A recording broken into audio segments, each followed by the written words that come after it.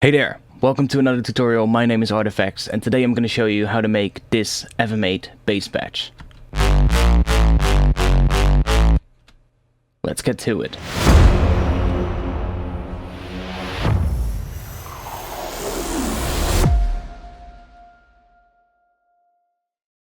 Okay, so here we are in Ableton Live and I'm going to show you the actual track in context first. So let me just play you this, well, this drop. Yeah.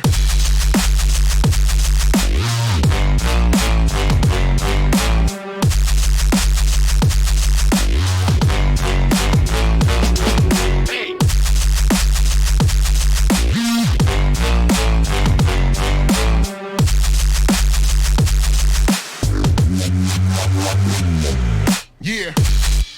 So the bass sound I'm talking about in this particular video is this one.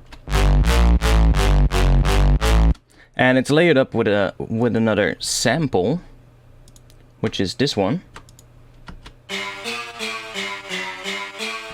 And those two are layered together to create. So here we are in FM8. I'm gonna show you this patch right now. I started off with just one operator, which is operator F. And I'm gonna route that right now to the output directly so that we can actually hear it without running through the filter. I started with operator F, and that's just a sine wave sub. On all the operators I've turned on the key sync here, so that pretty much every note sounds exactly the same because the phase is re-triggered. That's pretty important, I feel like, when I make bass sounds that I want them to be consistent. So that's something I do most of the time in FM8. If you don't do it, then every time you hit a note it will sound slightly different compared to the previous note, which is, you know, sometimes you might want that, but sometimes you don't. So let's go into operator F. So this is just a sine wave. And this literally just gives us a sine wave sub. I haven't even done something to the attack and release times here. I might actually have to do that to prevent some clicks. But yeah, I didn't even bother doing that. So then I had another operator called operator E. And I'm running that into operator F with 21 right here on the value. And this is another sine wave, but it has a ratio of 2. And I'm using this envelope to control the level. So this turns it into this. So that is already where a lot of the actual character of the sound is coming from. That's where the actual tone is coming from. And you can immediately hear that sound that I was going for. So I then decided, like, what do I need to do more? And I added another operator. This time it's operator D, and it's also doing a similar thing on the envelope right here. This one is also set to a ratio of 2, and this one is slightly detuned. Here we're using the offset, so it creates some phasing, some phase cancellation and some movement, but because the key syncing is turned on, it'll actually sound exactly the same for each single note. So it's actually just creating a little bit of movement, but that movement will be the same every time we play a note. And that's really fun. Really fun to play around with. It's just a very small amount, so it might not even be that, you know, that big of a deal in the actual sound, but we'll see. So I've used a different waveform here, the PWM ramp mod, which is kind of like a saw wave, but then just using the negative side of it, which is kind of fun. And I'm running that into operator F as well with a value of 35. So this is now what we get. So that creates a little bit more high-end, a little bit more of a raspy kind of sound, almost like there's a saw wave layered in there, which kind of makes sense. So you don't really hear much detuning. This is without.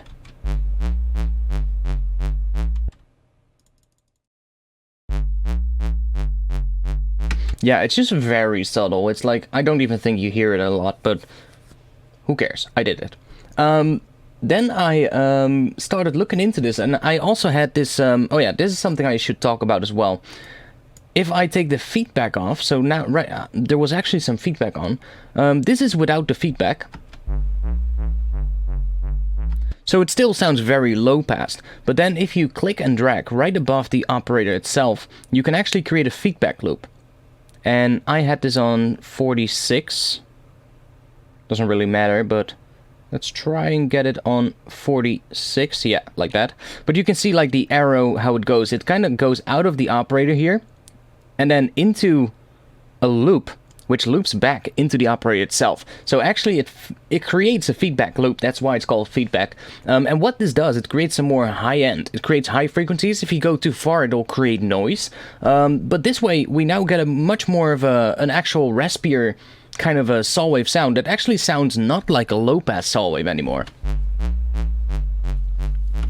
So that's how I did that. Then I started playing around with one more operator, and this actually does quite a bit to the sound.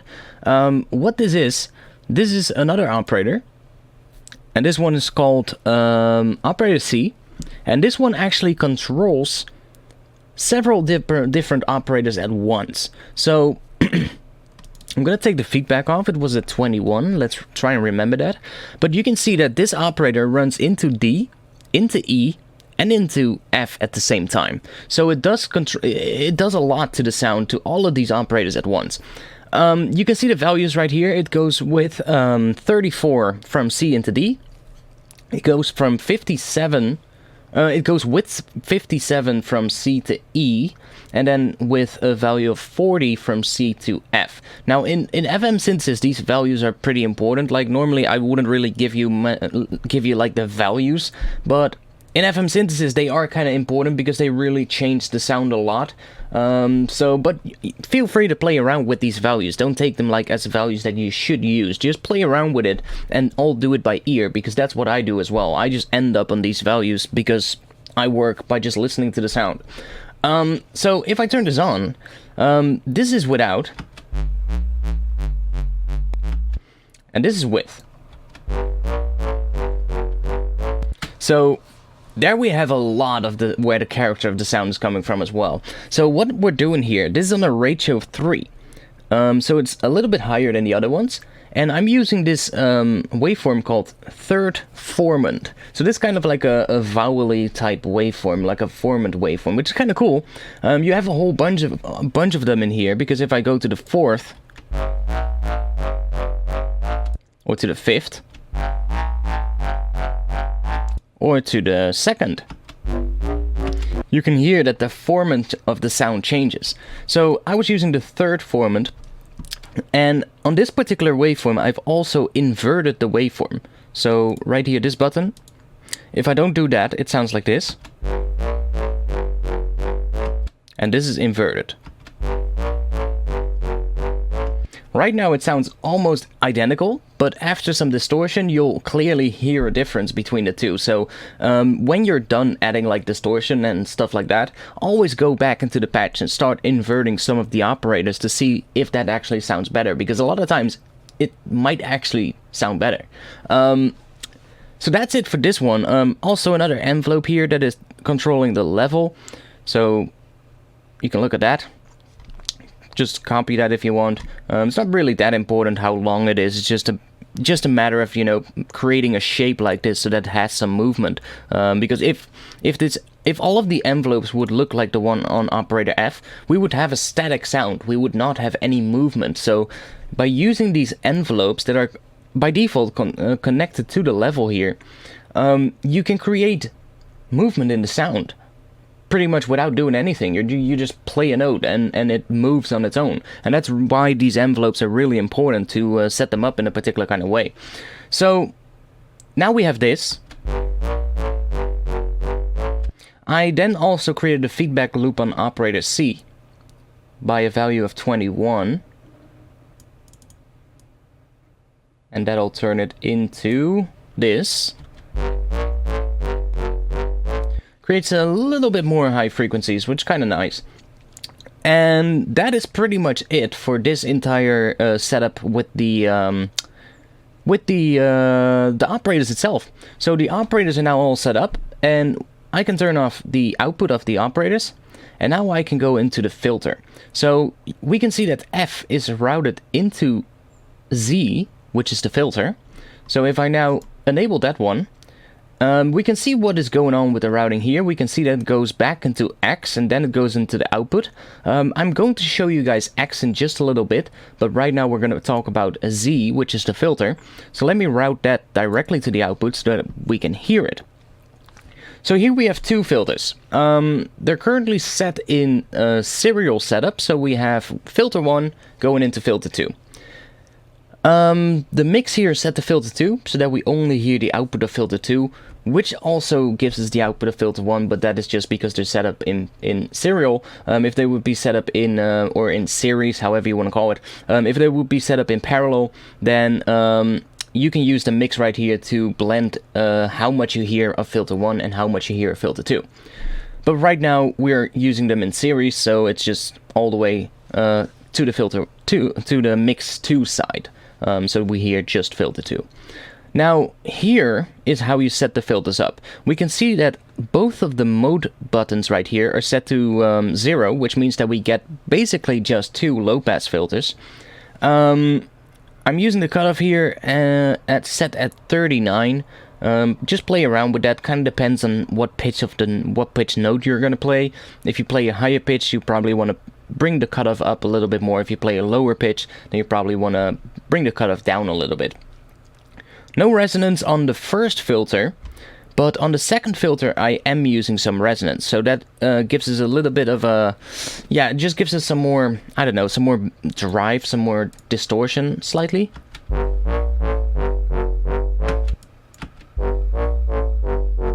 It makes the bass a little bit heavier, I guess. It makes the bass a little bit fuller, just because it creates like a slight bump around the cutoff frequency. It's kind of nice.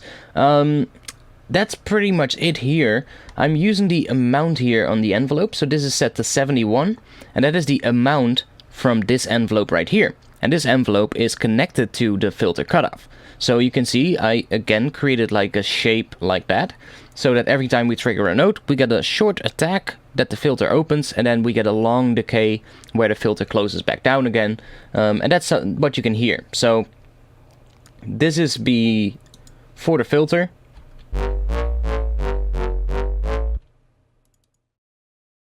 And this is after the filter.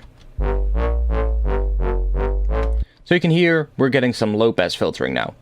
So now the final thing I need to talk about is this one right here, which is called X. And X is the saturator. It's also a noise module, but we're not using the noise in this particular instance. I'm only using the saturator here. So what is the saturator? Well, the saturator is actually just a distortion module. That's pretty much what it is. So I'm using a gain of 99.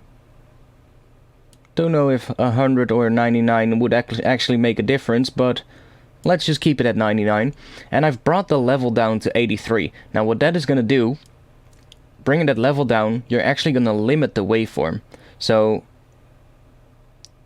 I forgot what it was at, but 82. Okay, so we're actually limiting the waveform right now, so if anything goes above a certain level, it'll just be cut off, and it'll basically just be brick wall limited, I guess. I'm also using the asymmetrical distortion slightly, so it's a value of 9, so it makes the waveform slightly asymmetrical, but I feel like it just helps to give it a little bit more of a dirtier sound. So after that, it sounds like this. So that's where a lot of the distortion is coming from. This is actually the main reason why this sound sounds so distorted. I'm also using an envelope right here. I think that one is, yeah, that one is just controlling the level of this again. So we get a slight attack on the start of the sound, just so that it doesn't start immediately, and we don't get any clicks as well. I think that's pretty much it for the main page here in FM8. The only thing left to talk about is the effects section. So in the effects section, there's a few things going on. Let's start with the first one, called the overdrive. So the overdrive, let me bring the amount up. This is without the overdrive. And this is with. So we're losing a lot of bass actually. It doesn't really sound like we have a lot of bass in this particular one, but that's gonna be taken care of in just a little bit. It just adds a little bit more distortion, and I like that, you know, just adding a slightly, just a good amount of grit to the sound. I wanted this layer to be very distorted in the track, and this kind of works. So then I've taken the tube amp, and you can see the values right here, so no drive, just a little bit of volume. So that's doing that. So from this to that, I think it actually just makes it slightly quieter because I'm not using any distortion here. But I think I did that because I was doing something. I probably could have used this volume knob instead, but who cares? I added like another EQ here with some pretty big boosts. One in the low end and one in the high end. So this is what it does. So this without, we lack a good amount of bass and we also lack some high frequencies. So with this, now it suddenly sounds really big and it has a big amount of bass. And that's what I really advise you to do when you use FM8. Use these EQs, especially if you use like the shelving EQ first to create some more bass, create some more high end to really make it sound full and distorted, and then some frequencies might come up too much, and then you can use the peak EQ to control those. Or, like in this case, I've actually created two more boosts right here, one in the really high frequencies and one in kind of around the low mids to give it some more of a dirtier sound, I guess. So this one is without the peak EQ, and this is after the peak EQ.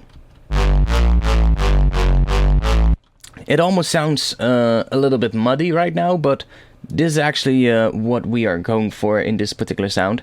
So now we have EQ8, and it's just adding even more high frequencies and taking out a little bit of the sub. So it's actually cleaning it up a little bit again. So before this EQ, it started to sound a little bit muddy, but the character of the sound and how distorted it was going in the right direction. But it sounded a little bit muddy after that last EQ step, even though it sounded kind of nice as well. I did take out a little bit of bass here, and I just added some more high end, and that really made it shine.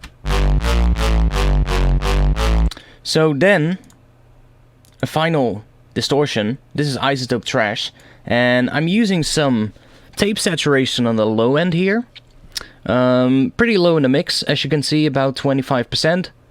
On the mid-range I'm using Clip Control, which is a really nice distortion preset. I really like this one. You can play around with the style to get different types of distortion.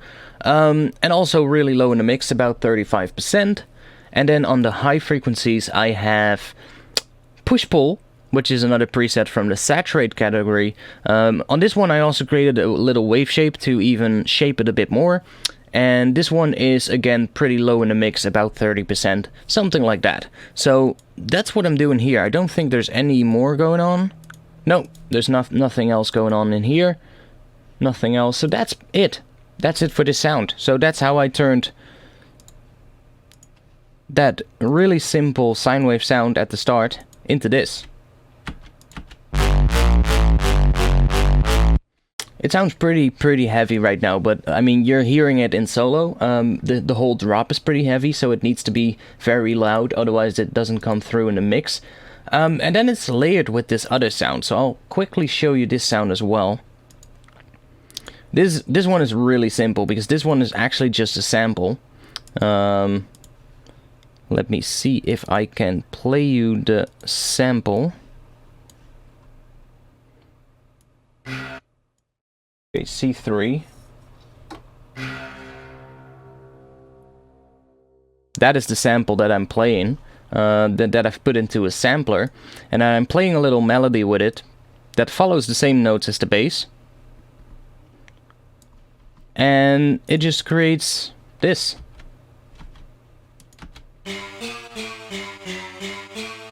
I put on a little bit of EQ, mid-side EQ, to control how much stereo it is.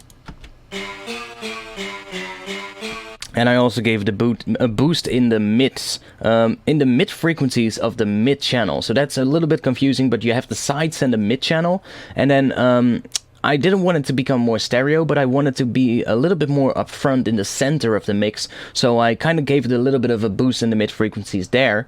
Then I added a saturated to give it some, well, some more distortion and to make it a bit louder. And then one final EQ to shape it a little bit more.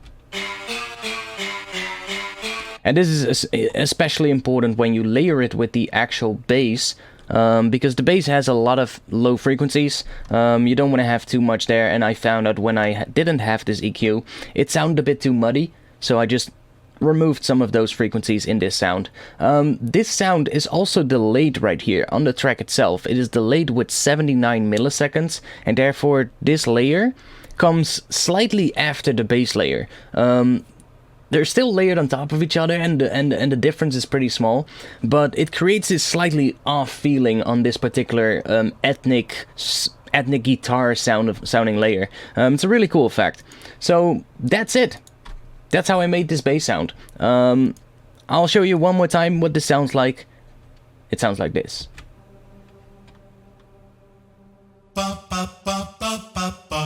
Yeah.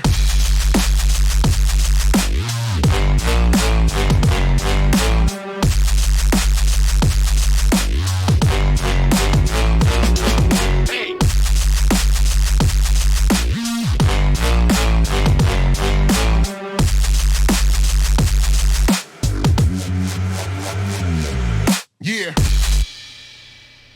So that was it for this video. I hope you liked it. If you liked it, then please leave a comment below what you want me to do next. If you have an idea for a future video, then please just let me know and I'll try and do a video about it. I'm actually making notes of all the requests that you guys are making right now. So if I have like an urge to make some videos and I don't know what to do a video about, I can just go to that list and just pick a subject from that I think would be a good one for a tutorial.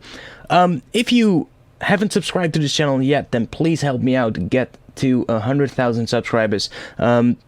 Subscribe to the channel if you want to see more of my content. I do a lot of tutorials and live streams about drum and bass and other electronic music in general, so if you just want to see some more stuff like that, then please subscribe to this channel. You can also join my Discord server. The invite link is below this video in the description, and if you click that link you will be added to my Discord community where me and 700 plus more members are talking about music production, and yeah, it's just a great place to be. And if you want to hang out there and want to learn something about making music, talk to like-minded people, or just, you know, share your music and get some feedback and or give some other people feedback, click that link, join the Discord community, and I would love to see you guys there. So that's it for this tutorial, and I'll see you guys back soon. Peace!